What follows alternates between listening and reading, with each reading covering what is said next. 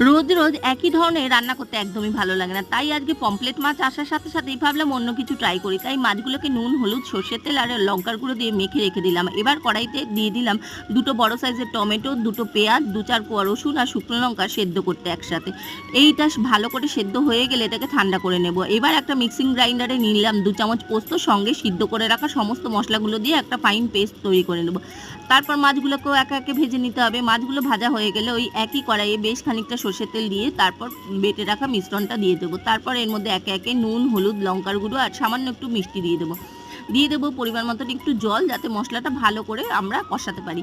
তারপর এর মধ্যে দিয়ে দেবো বেশ খানিকটা কাসুরি মেথি দিয়ে আরও বেশ কিছুক্ষণ কষিয়ে নিয়ে দিয়ে দেবো ভেজে রাখা মাছগুলো দিয়ে তারপর ওপর থেকে দিয়ে দেবো বেশ কিছুটা জল, যতটুকু তোমরা ঝোল রাখতে চাও। ঝোলটা ভালো করে ফুটে উঠলে ওপর থেকে বেশ খানিকটা ধনেপাতা দিয়ে তৈরি হয়ে যাবে আমাদের গরম গরম একদম পমফ্রেট মাছের দারুণ